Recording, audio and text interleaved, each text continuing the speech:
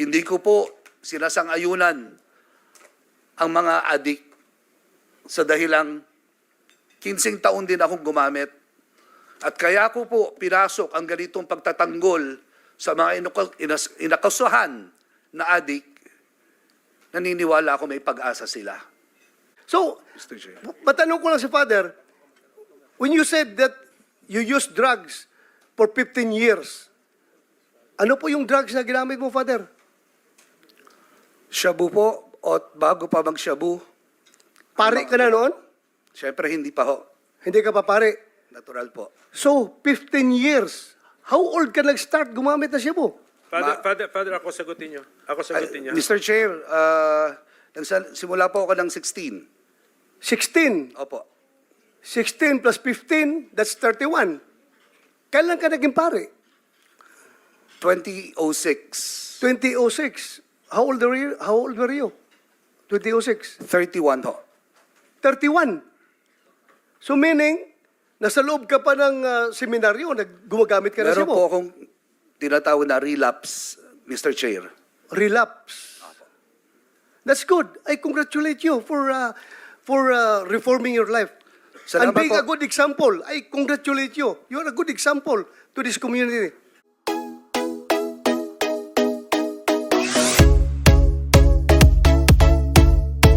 But then, and then narinig natin from nabanggit yung programa ng paghilom. I think that is Father Flaviano Villanueva. Sige, tell us, Father, tell us what that is at anong ginagawa nun. And then, because of your involvement dyan, ano naman ang iyong mga observations or conclusions? Father, go ahead. Thank you, Your Honor. There are other witnesses po na kasama ko, and they also have tales to tell. And let me just recognize them. Arlene, Ellie, and Arsenia. Now, let me begin by being asked by an EU ambassador, what does a priest do with the victims? Ang tugon ko po dito, dalawang tanong niya. What does the priest do with the victims? What and how can this madness ever take place? Ang una kong sagot ay, sa SVD, tinuruan kami na hindi lang magbahagi at magpatotoo sa katotohanan. The Word became flesh, and we seek the flesh and serve them in the flesh. The second was, I told the ambassador, for you to understand the drug war that took place from 2016 to 2022, you have to go back to Davao. And in that, I have a presentation. If it's ready, I'll briefly run through it as a guide, but not all. And sa Davao, there are testimonies. Oh, in my presentation. Father, keep your presentation within 5 minutes, kaya? Kaya po. Kaya. Sige, kakayanin. go ahead. Sige pa. And in this presentation, let me say that these are from fact statement made in public. Hindi ko po personal to, but these are all made in public. And the second would be facts from my own experience and encounter. Let me begin by what the former president uttered in the next slide, please.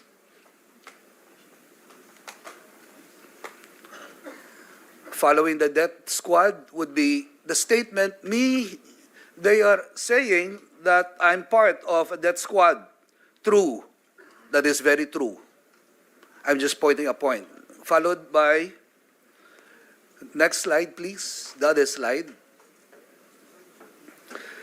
If you are doing an illegal activity in my city, if you are a criminal or a part of a syndicate that preys on the innocent people of the city, for as long as I am mayor, you are a legitimate target of assassin. At ito po ay pinatutuhanan sa susunod na slide ni Arthur Las Cañas, who said, and I quote, Duterte is the lord of all drug lords in the southern Philippines. He is the most dangerous person in the southern hemisphere. End of quote. Another person na nagpatutuo po ay walang iba kung hindi si Edgar Matubato.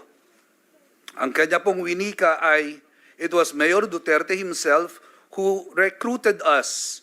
He was present when we were organized during a meeting at the Old Men Seng Hotel. He called us the Lambada Boys. Our work was to kill and only to kill. At the start of the Lambada Boys, actual killing served as our training to kill people who were defenseless and who were caught unaware.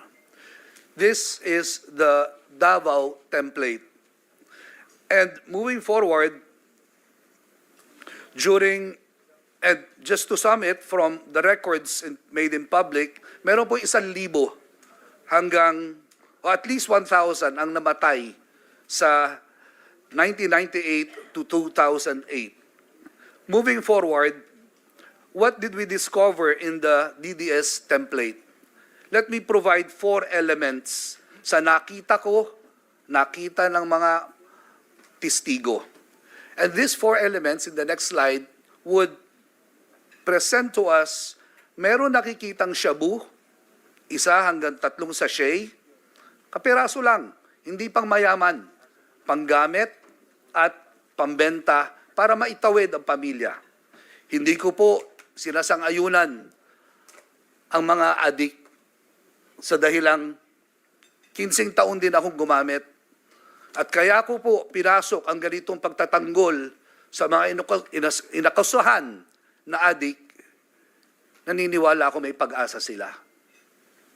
Hindi dapat paslangin o pasabugin ang bungo. Pangalawang bagay na nakikita ay ang revolver. Meron mga patunay na ang revolver ay tampered. Ang revolver ay ginamit na 3 beses sa iba't ibang crime scene. Short of saying, recycled.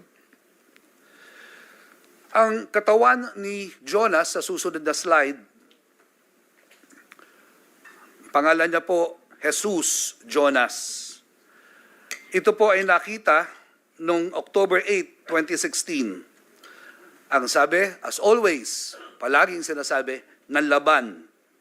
At kung titignan natin sa pangalawa at susunod na slide pa, nariyan po ang pulis, ngunit kapansin-pansin sa susunod na slide na merong handcuff marks. May handcuff marks at ang kanyang mga daliri ay bali-bali na. Tanong lang simple, paano siya nakabulot at pumutok? Sa unang araw ng pagiging Pangulo ng dating Presidente, 39 po ang patay. Sa susunod na slide, bukod, ito po si Gilbert, masabi ko lang, Barker, pinatay habang nagtatrabaho. Sa first 100 days, in the next slide, we will see that there are at least 3,600 killed as part of the so-called accomplishment. The following slide would give us better numbers or more gruesome numbers. 39 killed on July 1. The number of daily killings averaged or peaked at 49 on what we have called a one-time big time. 33 was the average number of killed. There were 122 children, sinasabing collateral damage daw. 58 killed in a day and in 3 days. And let me just say, given this carnage and along with death-appalling statements instructing police to kill, this points to one thing. There is a mad killer or killers at the loose. If this is not addressed, then we are doomed. Father, your 5 minutes are up, so okay na? 1 minute. Can you wind? Sure. Yes, 1 minute. Okay. Say, go ahead. Micah was killed, 3 years old. And ang kalungkot-lungkot na nabanggit ng ating ginagalang na senator, shit happens. Aldrin Pineda, ang tanong niya, bakit ako binaril ni Omar? And in the last 30 seconds, let me present Sa 312 na sinabi ni Randy De Los Santos, nung lumalago na po ang programa ng 200, naggawa ako ng munting katanungan, ilan ang nagdodroga? Ang sagot nila, 120.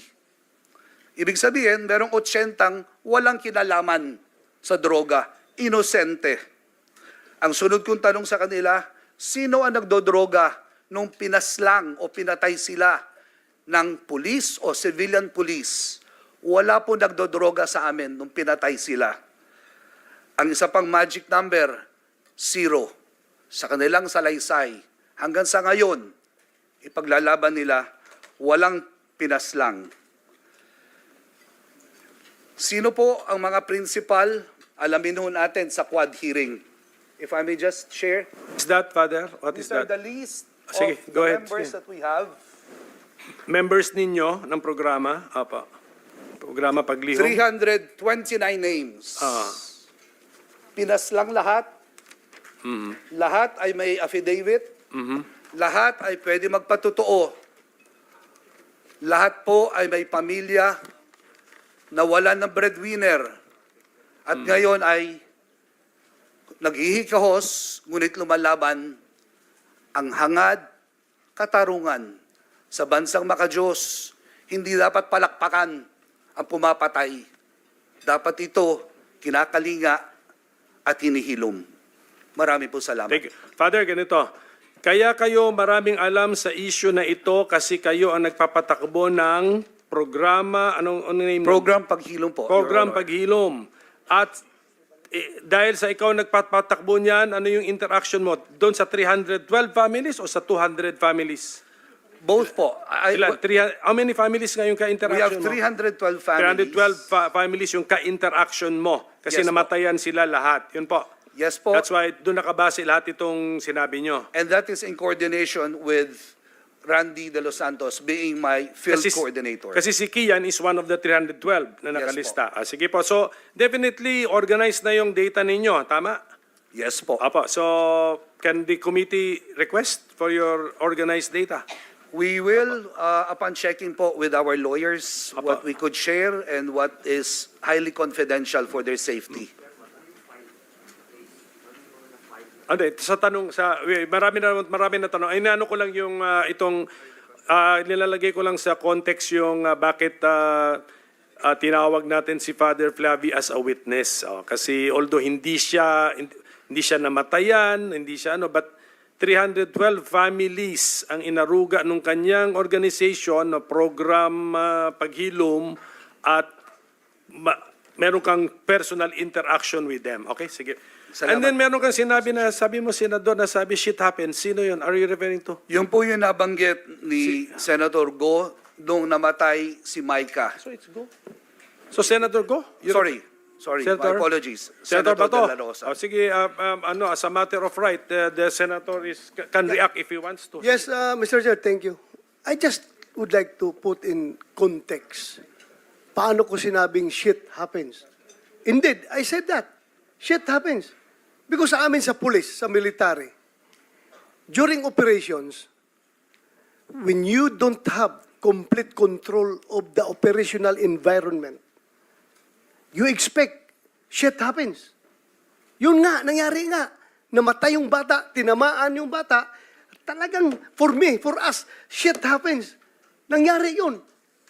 So what's the fuss? What's the fuss about blaming ourselves for... Sinabi ko, talaga nangyari. Hindi perfect yung operation. Hindi mo kontrolado ang environment. May tinamaan na bata. So, anong tawag ko dyan?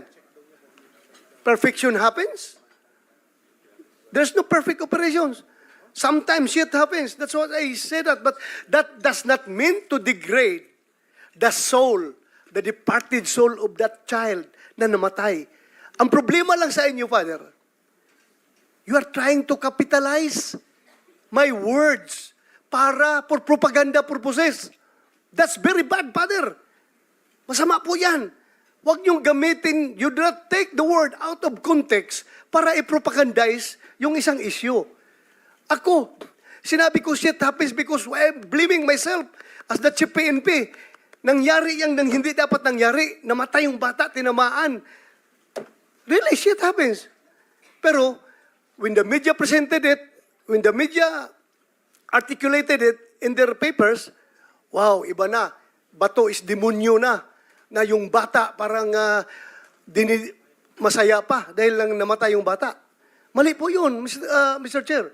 So, Mr. Chair. matanong ko lang si Father, when you said that you used drugs for 15 years, ano po yung drugs na ginamit mo, Father? Shabu po, o bago pa mag-shabu, Pare ka na noon? syempre hindi pa ho. Hindi ka pa pare. Natural po. So, 15 years. How old ka nag-start gumamit na Shabu? Father, ako sagutin niyo. Ako sagutin niya. Mr. Chair, simula po ako ng 16. 16. Opo. 16 plus 15, that's 31. Kailan ka naging pare?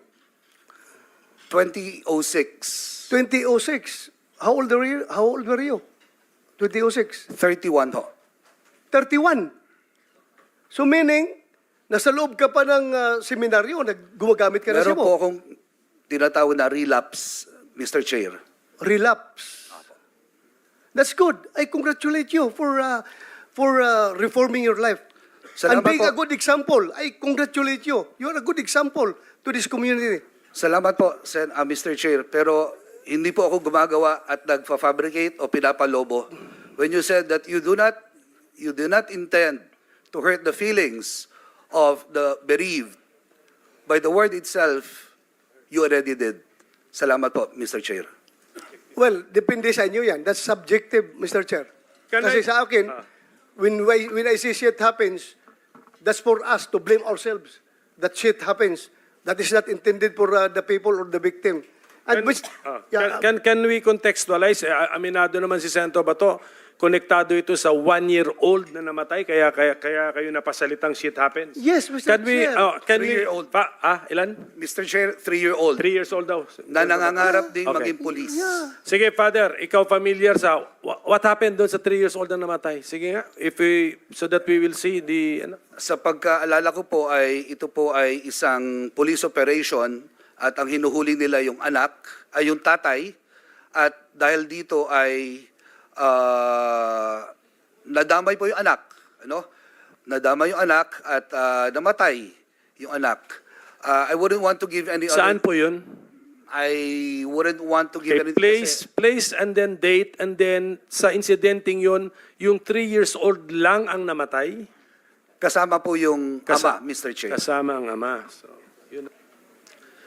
That is the context, ha? Yan, Yes. yan yung context, ha, na nangyari ito. Yes, Mr. Chair, wala naman talagang pulis gustong pumatay ng bata.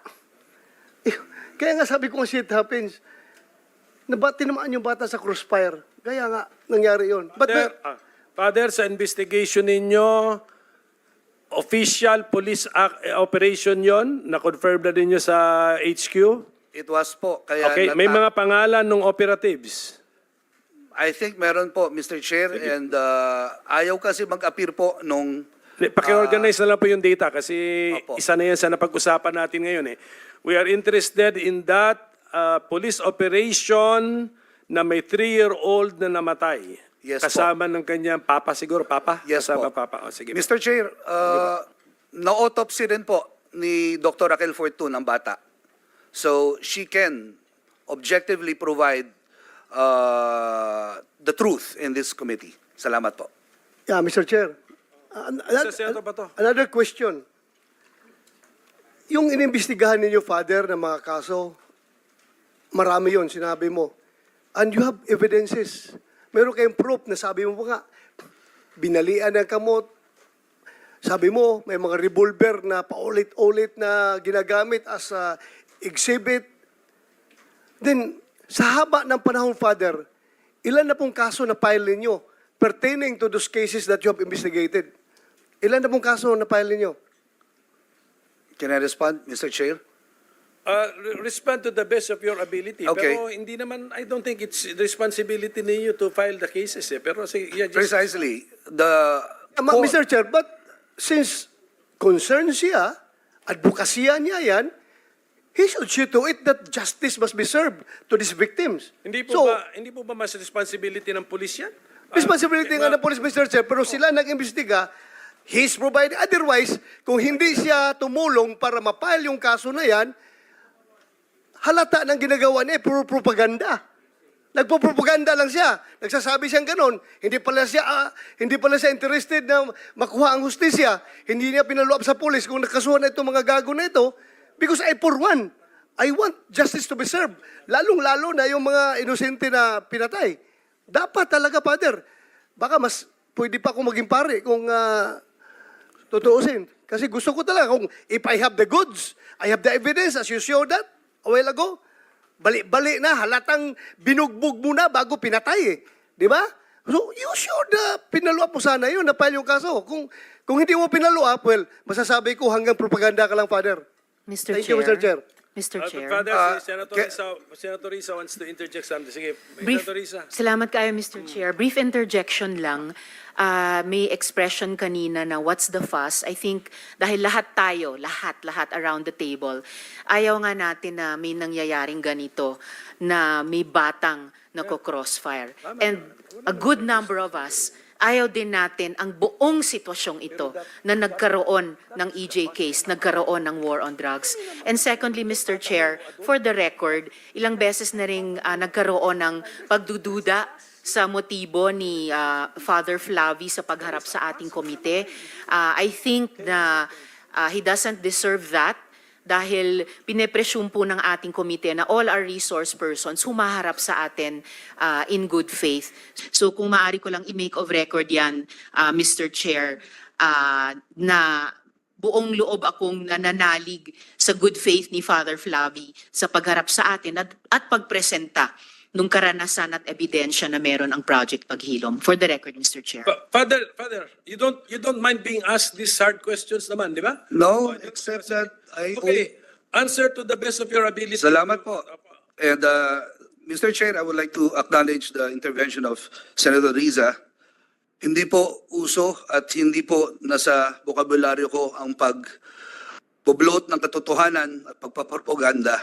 Ito po ay ginawa ko sapagkat bago pa magkaroon ng patayan sa nagdaang administrasyon, meron na tayong isang lugar kung saan tinatawag na kalinga. Nagpapaligo, nagpapaaral, at meron pa ngang only rice ang mga homeless. 2015. But when 2016 started and came in, dahil ang pinatay mostly are breadwinners, I was already thinking in advance na ang mga naiwan na pamilya, kapag hindi natulungan dahil breadwinners ang namatay, they will also end up in the streets. So to address that issue, we created Program Paghilom to help provide the core competence of psycho-spiritual interventions. Yun po ang hugis ng hustisya na nais namin ipaabot. Let us take note that justice has different facades. Isa lang po ang korte, o ultimate ang korte. But being able to rise up in the morning para magtrabaho, ang anak kahit kandila, magsulat at mag-aral mabuti, para sa akin, katarungan na po yun. Hugis po ng katarungan yon. Now, to address the cases, there are cases that are being addressed. There are cases that have fallen into our hands and they are ongoing. I will not outline it here, but submit the records. Second, if there are really cases of danlaban, let me now throw this question. Di ba ho, sa investigasyon, sa crime scene, ang isang pine-preserve po dyan ay yung barel na ginamit.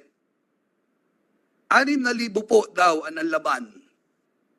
So dapat merong 6,000 baril with corresponding documents.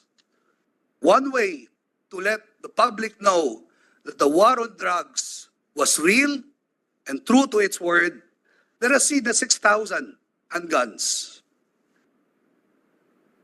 That's a question po. Yeah, Mr. Chair, Salamat po. if I may, Senator Bato. I hope in the next hearing, we can invite the Director of Forensic Service of the PNP para mailatag niya yung whereabouts nitong mga Take note, yes. lahat ng mga ebidensya na na-recover.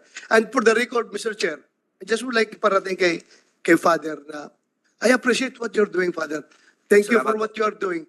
Pasensya ka na kung sinabi ko na kung hindi ka nakapag-file ng kaso, parang you limit yourself to propaganda. But then again, you said na may nakapile kayong kaso. And I encourage you, please, file kayo ng kaso. Kasi kawawa talaga yung namatay. Mag-file kayo ng kaso. I am one with you in seeking for justice to these victims. Filean nyo ng kaso. Salamat ho at madami pong kaso na hinahabla na po. Salamat. Thank you. Thank you, Father. Salamat, Mr. Chair. Mr. Yeah, Chair. before I recognize Senator Risa, can we ask Attorney Dulay to sit here with us? He's the Inspector General of the IAS, para just in case. Yes, go ahead, Senator Ontiveros. Salamat kayo, Mr. Chair. One follow-up question kay Father Flavi. Father, dun sa pagkamatay ni Mika at yung ama niya, kinonfirm ba ni Doktora Fortune na talagang nagkaroon ng shootout dun sa pagkamatay ng yung mag-ama? Mr. Chair, Senator Riza referring to itong dalawa po. I think Yes po. na confirm niya po. I hope I'm right but please don't quote me. Pero alam ko po na autopsy po ni Dr. Raquel. Salamat, Father. So, Mr. Chair, kung maaring maimbita din po sa susunod na hearing si Doktora Fortune. Yes. Salamat, Nakaplano na po yan. Nakaplano na po. Pero doon po kay yan, yung bata na sinabi mo, yung bata na sabi mo na discover ni Doktora Fortune na may gunshot wound. Yes. Hindi na yata disputed yun. Ang cause of death ng bata was a gunshot wound. Tama? Yes po. Okay, so at least klaro po. Senator Tolentino, I think, wants to ask... Father, maganda tanghali po, Mayang Utto. Binanggit mo kanina na marami kang senior na mga pangalan, although malayo dito, hindi naman namin mabasa. But you mentioned the words highly confidential. Parang hindi ba lumalabas na yung pagsishare mo ng information would be selective, subjective? Paano po ito? Saan ang hangganan na ito? Kung ano lang yung gusto nyong ibigay o kasi ang gustong patunguhan ng committee ito ng hearing ay malaman nga kung ano yan. Pero kung Yes. magbibigay kayo ng konti, withhold kayo, paano po 'yon? Salamat po, Mr. Chair. Nung sinabi kong highly confidential, unang-una po ay meron po sila kanya-kanyang mga abogado. And I believe that there is also a proper forum kung saan ito po ay lilitisin bukod po dito sa ating magiting na house. So yun po yung context ng highly confidential. If we could and only we could give it all, we would upon their approval po, Mr. Chair. Thank you. Salamat, Majority Leader. Salamat po. Salamat.